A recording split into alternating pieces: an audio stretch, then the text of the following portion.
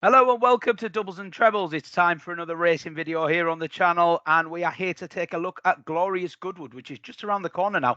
5 days of fantastic flat action, most of it live on ITV. It starts on Tuesday the 26th of July, which is very, very soon. And in this video, we're going to be looking at the headline acts of the 3 Group 1s. We've still not got finalised fields at this stage, so Smido's going to be providing some daily selections nearer the time, just like he did for Royal Ascot. And there'll be stuff on our Twitter as well once the festival gets going. But Smido, the first proper festival since Ascot, you must be looking forward to it. Yeah, absolutely. Lucky enough to be there, particularly on the first 3 days. The meeting where traditionally we get the clash of the generations for the first time. So 3-year-olds against the older horses. That occurs in the Goodwood Cup, the Sussex and the Nassau. So yeah, that's always intriguing at this time of the year. We're also getting in King George this Saturday, but that's been previewed on a separate video. Plus plenty of big field handicaps and some proper 2-year-old races as well. It's not quite Royal Ascot, but it's not far off. Glorious Goodwood 2021 was particularly disastrous for me on the punting front, so hopefully we can change that this year. I mean, we're used to that kind of them kind of results from myself, Pineman, but hopefully we can change it this year. And as you say, hopefully be on the night before each day with some 2-minute tips like we did at Royal Ascot, which was also a disaster. So plenty to go at. A disaster on the results front, but an absolute delight on the content front. I think people will agree watching, and I know you've got plenty of commenters who are eagerly waiting your tips, even if it's just to kind of ridicule them. Right then, anyway, day one, the Group 1 Goodwood Cup is the race we will start with. The 2021 winner, Trushan, has to have soft ground, so looks extremely unlikely to be defending his crown. Although I will say it does look a little bit cloudy and rainier in the south of England today, but yeah, going to need an absolute turn in the weather, I would think. Stradivarius has won the previous 4 before that and will be going for a record 5th win. So can the old boy do it? Well, the short answer in regards to Stradivarius is yes. The odds makers think he can. He's 13-8 to do so. Many will consider him unlucky in the Gold Cup at Ascot last time. Similar comments could account for Ascot in 2021 as well. Well documented, he didn't get a clear run. It triggered a John Gosden and Frankie Dettori sabbatical that lasted a few hours, if not, I mean, certainly it was only days. It also triggered Frankie not riding Stradivarius here in the Goodwood Cup, as the owner, Bjorn Nielsen, was far from happy with what went on at Ascot, and probably a couple of races before that as well, has been giving out the noises he wasn't happy. Frankie has ridden Stradivarius on 21 of his last 22 starts.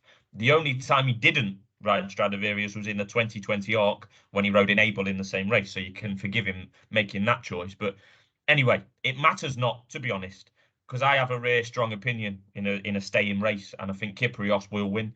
Kyprios was the winner of the Cup at Ascot when last June, beating Stradivarius, as we've mentioned. I just thought he had a bit in hand that day in a race that didn't exactly go to plan. Ryan Moore was quite adamant in mentioning that he had to ride Kyprios into the race earlier than he would like to. He said he don't like doing that, and he had to do it on that day. He avoided the messy nature of the race with Kyprios near the front end. The winning margin wasn't massive for Kyprios. It was his first start over that extreme distance of 2.5 miles at Ascot. The Goodwood Cup is back down at 2 miles, so I think he'll be probably even better. He's 5-4. He's not much shorter than Stradivarius. I think that's wrong. I think he should be significantly shorter than Stradivarius. I think Stradivarius is possibly holding up the Kyprios price. I also think Kyprios will go off odds on the day. I think the boys will get involved. There is obviously the history and the nostalgia around Stradivarius going for a record 5th. He is probably the most public horse in training on the flat, but I don't think he's good enough to beat Kyprios at the age of 8. I think Kyprios is in the up and on the up, and Stradivarius is on the way down, to be honest. Yeah, I totally understand that. And I think this nostalgia does play a part in these markets sometimes, but generally on the day, just hours, minutes before the race, we see the proper money get involved and correct these kind of things. So I would tend to agree. I think Kyprios will be a steamer on the day. But anything at a bigger price that you would flag at this stage? Yeah, it's a shame we're starting with a non-runner, really. Mojo Star isn't running. He ran a screamer at Ascot. He was second, I think, behind Kyprios in what was his first try at the trip, or anywhere near the trip, to be honest. He could be a big player in staying races in the future, but not this one, unfortunately. He's met a setback. You mentioned Trushan in the introduction. if the word firm is not in the description, we're told that Trueshan will run. He won this on soft ground last year. Was last seen when carrying a remarkable weight to victory in the Northumberland Plate. Really was, but the biggest weight carried in a handicap in the UK for about 20 years. Pretty amazing for people that way inclined. Not myself, unfortunately, but you have got to give him credit. So let's hope he runs. I mean, yeah, we might if we get a couple of showers in and around the south of England, it might just be good and he will run. But if the word firm is in the description, he won't run. It's a tried and tested strategy of the guys, and we won't be surprised if that was to be the case. Coltrane is another that's been progressing rapidly through handicap company this year. He definitely deserves a go at Group 1. Second in the Chester Cup, won a good Royal Ascot handicap, and then he won a listed race, I think, a couple of weeks ago. He's 8-1 and shortening. Other than that, I'm not sure who run. I mean, they might only end up being 5 or 6 runners, to be honest, but I do think Kyprios is very strong. I know he's favourite. I like to take on favourites, but not this one. Well, you can't take them all on. We do want to move on, focus on the Group 1s, but anything else on day one you mentioned? Maybe the Lennox? Yeah, the Lennox Stakes over 7 furlong usually delivers a big field filled with quality usually. We don't have a Group 1 over 7 furlongs in this country. The Lennox is as close as we get. We're actually in a bit of a strange, crazy period over the next month or so where there's 3 or 4 Group 2 7 furlong races in Great Britain and Ireland. They're looking to upgrade one of them to a Group 1 at least. There's one at the City Wall Stakes at York. There's the Hungerford at Newbury. There's this Lennox at Goodwood. There's one over in Ireland as well. All comes in quite a short period. There isn't many 7 furlong races generally in the calendar. Runners and the riders are up in the air at the moment. Sacred has been really popular. Anti-post, all the rage. In fact, she's as low as 5-2. I'll definitely be involved when the field is confirmed, but at the moment, I can't really say much more than that, Pieman, at the moment. No, that's fair enough. We'll move on to day 2 then, and there is a Group 1 headliner in the Sussex Stakes over a mile, which we have a very, very familiar set of names in, especially one. But the 2,000 guinea St James's Palace Stakes winner, Caribus, is going to take on the highest rated horse in the world, Baid. What do we need to know about this one? I'm guessing Baid's going to be very, very short. Yeah, as usual, a cracker when the preeminent 3-year-old miler takes on the best older miler, and that's what we've got here. We've got Caribus, the 2,000 guineas winner, and St James's Palace winner against Baid, whose last 4 wins have all been at Group 1 level. He's officially the best rated horse in the world. He's 4-11 at the moment. Can see that price only going one way. I mean, before at this stage before Royal Ascot, he was a similar price and ended up going off at like 1-6 or something. There's a real trend over recent years of what looked like certainties going off a lot shorter than what they used to do. Also,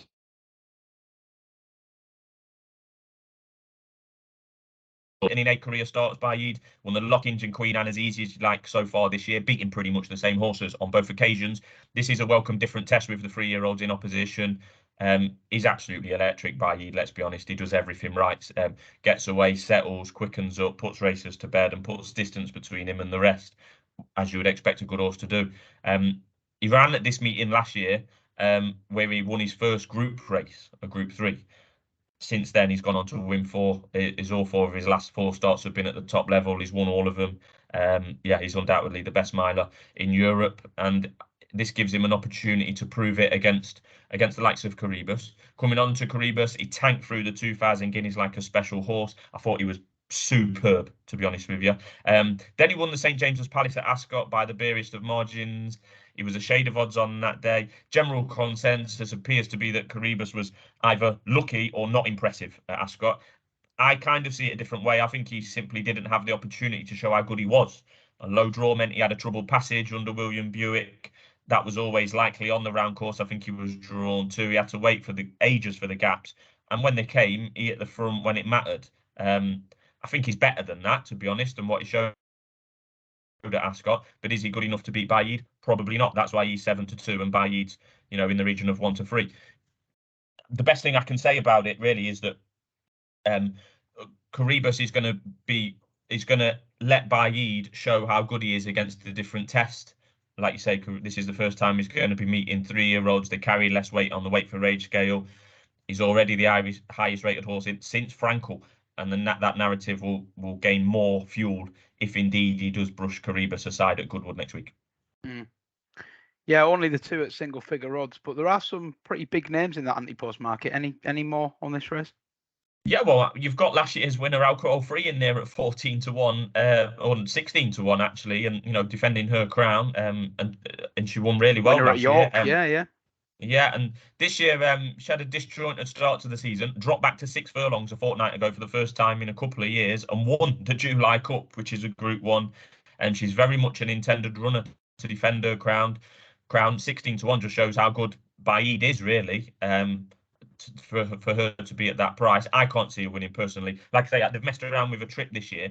It does appear to have been a long-term plan to ride in the July Cup, and she duly won it. But I think that, riding her differently or training her differently from being a sprinter, which is 6 furlongs, to a mile, I just don't know. I just don't think it's that easy to frit between the two. And I think she'll get found out here. The other main protagonist is Order of Australia. He won a Group 2 in Ireland last week, as easy as you like, but he did fall short on his first start behind Baid at Royal Ascot. I think he'll fall short again. He's just a little bit short of being a proper Group 1 horse, Order of Australia, but he represents the Coolmore team and Ryan Moore and Aidan O'Brien, so we'll have some interest for sure. Powerful connections indeed. Moving on to the Thursday, then we have another Group 1, the Nassau Stakes, 10 furlongs. This is for fillies and mares, and Nashwa's already at odds on Pork 4 to 6. Yeah, similar theme really, Pieman. All three of the Group 1s could have an odds on favourite. Two of them certainly will, by the looks of it. Nashwa's already 4 to 6. The key here is that I really don't know who else is going to run against that. I do love Nashwa.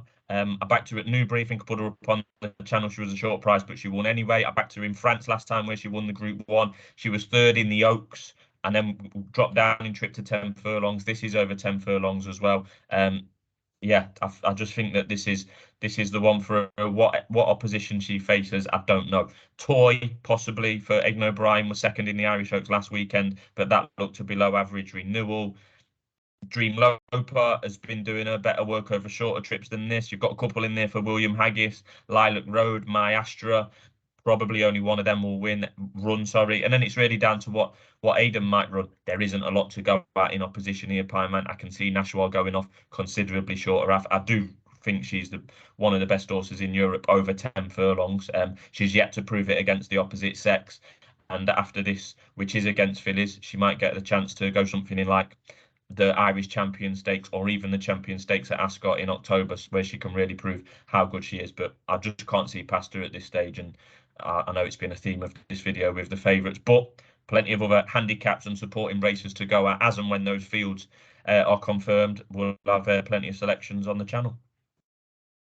Yeah, certainly will. Moving on to Friday, then, that is for the fast horses. Speed is the nature of the day here in the 5 furlong King George Stakes, a race that we generally associate with Batash, won it multiple times in recent years, and it looks a really open betting heat this year by the looks of it.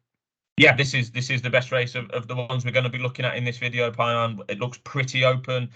Royal Acclaim is 6 to 1, very much the new kid on the block in the sprinting division. An unbeaten 3-year-old who jumped from a Bath novice race to a well-supported favourite at York in a listed race earlier this month, and Julie Wasdin. She could be special Royal Acclaim, to be fair. This looks an obvious stepping stone in her fledgling career. A win here, and she'll definitely go off favourite for something like the Group 1 Numthorpe at York.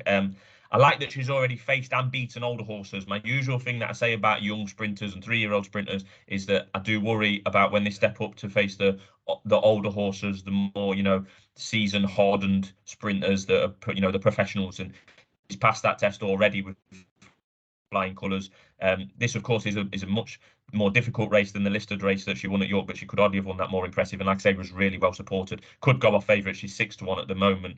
The favourite at the moment is 9 to 2 Twilight Cause. For me, he's the best horse 5 furlong horse in the UK, which is a big statement to make about a horse in Twilight Cause that has never won a group race.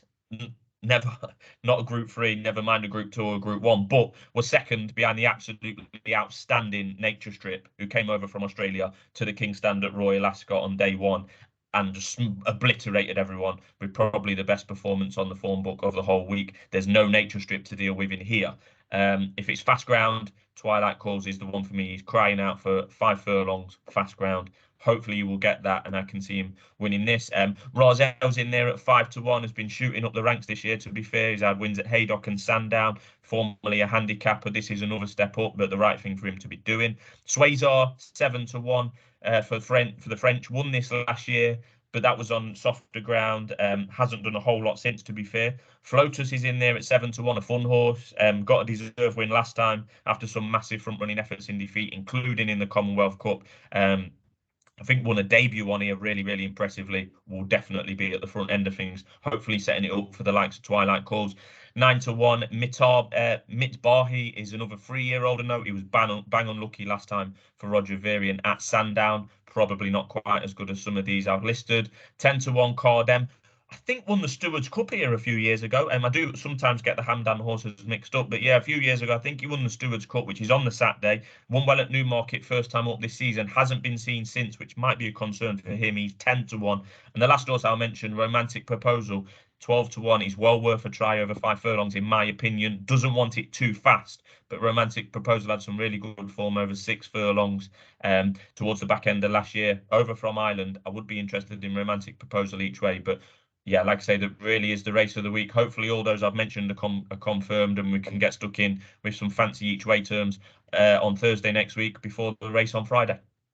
Yeah, I mean, 7 horses referencing that preview there. I mean, how much more in depth do you want? I must say, I was at York, and I know you were as well, when Royal Acclaim was in, and it was a really, did take my breath away a little bit the way it quickened up. I think that I'm really looking forward to seeing that out again there.